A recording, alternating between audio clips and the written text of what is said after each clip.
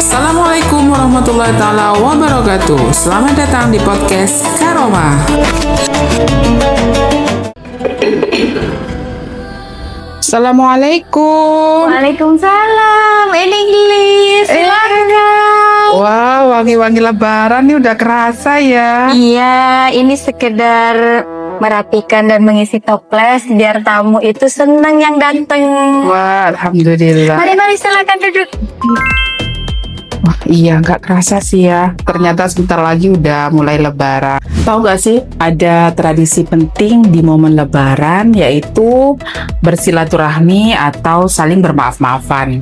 Ada satu hal yang perlu kita waspadai ketika momen tersebut, yaitu tentang dengan siapa kita boleh berjabat tangan dan dengan siapa kita dilarang untuk berjabat tangan. Ya, Karena dosanya nggak ringan loh. emang seberat apa ya siksaan bagi orang yang bersentuhan dengan bukan mahramnya itu? Rasulullah Shallallahu Alaihi Wasallam bersabda, ditusuknya kepala seseorang dengan pasak dari besi sungguh lebih baik daripada menyentuh pria atau wanita yang bukan mahramnya. Lalu apa itu mahram nih? Mahram adalah pria atau wanita yang haram untuk dinikahi dan disebabkan oleh 3 hal. Yang pertama, karena sebab pertalian nasab, dan yang kedua karena sebab satu susuan, dan yang ketiga karena sebab adanya hubungan pernikahan. Lalu siapa saja yang bukan mahram kita? Yang pertama itu ada istri, paman atau suami bibi. Kemudian ada saudara sepupu. Yang ketiga ada saudara ipar kita. Bagaimana dengan anak angkat? Anak angkat bukan mahram. Tetapi ada 2 solusi supaya anak angkat menjadi mahram kita. Yang pertama, kita mengambil anak dari saudara kandung kita sendiri. Yang kedua, dengan cara persusuan, yaitu sebelum anak usia 2 tahun dengan minimal 5 kali persusuan. Oh iya, bagaimana sih adab ketika kita bertamu dan menerima tamu? Adab bertamu dalam Islam. Pertama, harus ada niat. Jadi tanamkan di diri kita bahwa kita ingin menyambung atau mempererat tali silaturahim. Yang kedua, perhatikan jadwal bertamu. Kadang yang mau kita kunjungi sedang istirahat sehingga membuat tuan rumah terganggu. Kemudian yang ketiga itu tidak terburu-buru. Kadang kita habis masuk tiba-tiba, oh mohon maaf, pamit dulu ya, itu kurang baik. Dan yang keempat, kita itu tidak boleh pilih-pilih. Sanak famili kita, mana yang kaya, mana yang miskin, kita harus kunjungi semuanya.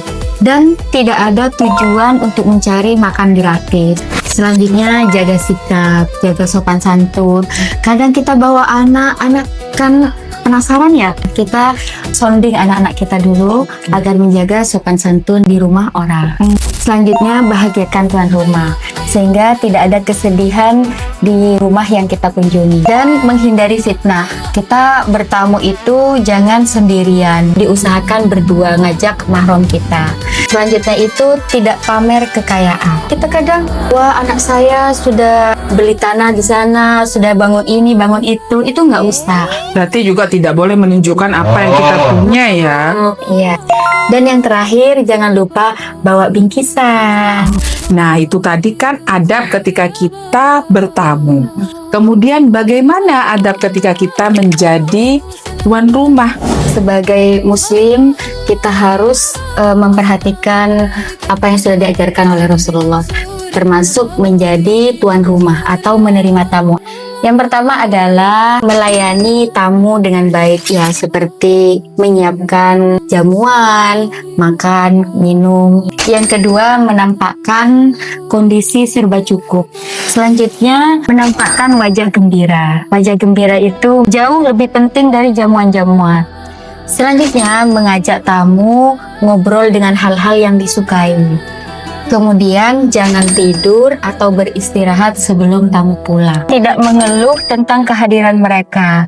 Kadang mungkin saat kita istirahat tiba-tiba ada tamu. Nah, kita jangan ungkapkan kalau kita sedang terganggu.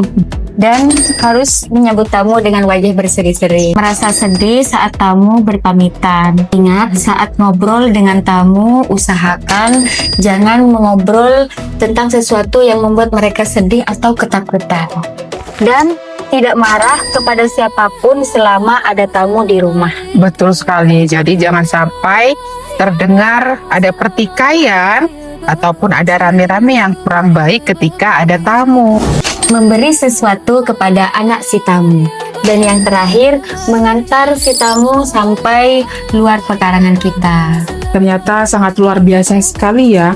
Islam bahkan memberikan ilmu kepada kita dari hal-hal yang terkecil sekalipun. Termasuk tata cara bertamu dan menjadi tuan rumah. Betul sekali. Yang terpenting di hari yang fitri ini, mari kita saling memaafkan setulus hati. Kami pimpinan anak cabang Fatayat NU Lenten mengucapkan Selamat Hari Raya Idul Fitri 1447 Hijriah. Minal aidin wal faizin. kullu amin wa antum fi khair.